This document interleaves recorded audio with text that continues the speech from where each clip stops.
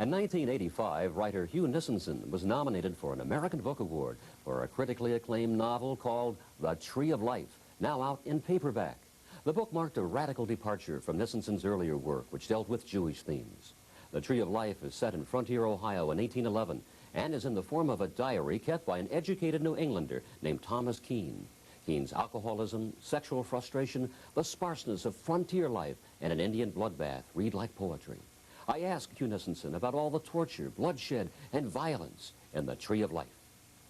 Conflict is at the source of human existence, at the source of life. It is also a way, I think, of dramatizing, for me, inner conflict. This book is really not only about history and about the American past and the American experience, but it's about, I think, the conflict of the human soul. And so one simply reflects the other. And also because conflict is dramatic, and the dramatic is intrinsically always what interests me as a writer. Now, Hugh Nissenson, there's another element that is vital in fiction, and your fiction as well. That's sex, don't you believe? When I turned 40 and became a novelist, my first novel, which was My Own Ground, which is about the Jewish immigrant experience in 1912 in New York, and this book, I began investigating and dramatizing the sexual nature of the human beings. I think that one of the invigorating and interesting things about being a modern writer in the 20th century, moving towards the 21st century, is that there are really no more limitations. We can freely portray and investigate any aspect of the human experience that we wish. We have lost that Puritanism, which I think was inhibitory. And I think that sex, like death, love, basic concerns of human beings and God, these are the things that concern me and that I try and dramatize and try and deal with in my art. Well, what more can you ask for in a good novel? Sex and violence? I agree. I really agree. It seems to me that these are some of the components that make good reading. Now, back to the violence. I understand that you really immersed yourself in research and indeed went to a gun store and purchased a what? Well, what I did was actually I went to Abercrombie & Fitch. I guess fulfilling a fantasy that I had from reading Hemingway. He used to order his shotguns there, and I've never hunted in my life. But I went there with this is many years ago, about 9 years ago, when I first started researching, and I went there and I presented a problem to the gunsmith there, whose name, unfortunately, I can't remember. This was the old Abercrombie & Fitch. And I said that I needed I wanted to familiarize myself with a weapon that could have been used. I understood that they made replicas, firing replicas. American weapons in the early 19th century were extraordinary and extraordinarily developed. And of course, eventually they determined who was to win the conflict on the frontier. But you joined a gun club and actually learned how to fire this weapon. It was a thrill. I think sometimes that one of the reasons I write is because it gives me license to play.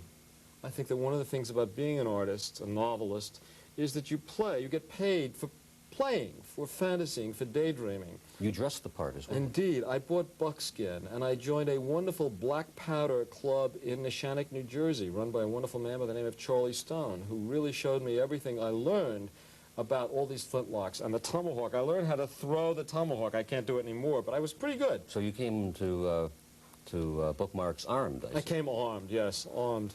Arms and a man. You learned how to throw this as well? I learned how to throw the tomahawk. Charlie taught me that, and he taught me how to load and fire all the weapons. I bought them secondhand, a series of flintlock weapons. All the weapons which appear in the book, I learned to deal with, and they gave me a sense of authenticity. They gave me a sense of traveling, a sense of the past, if I can borrow an expression from Henry James.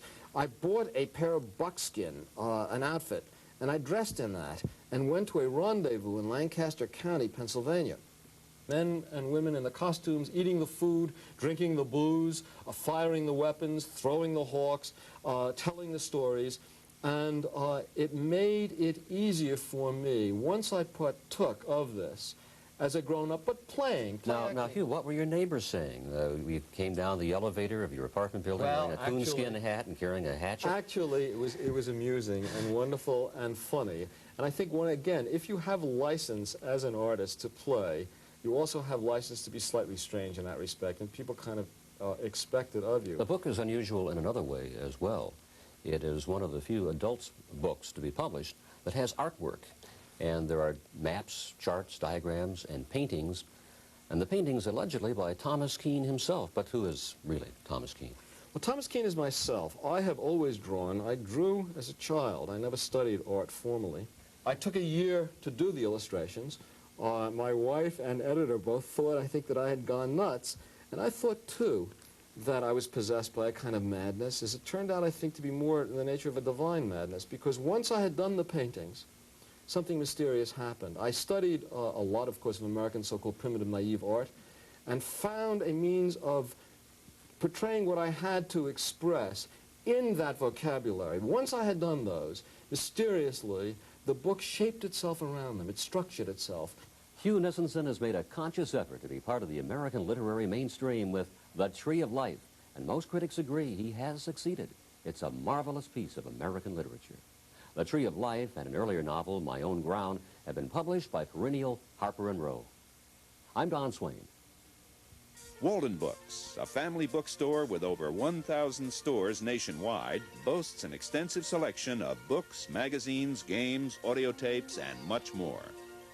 As America's largest and fastest-growing book retailer, Walden Books takes pride in its customer service orientation.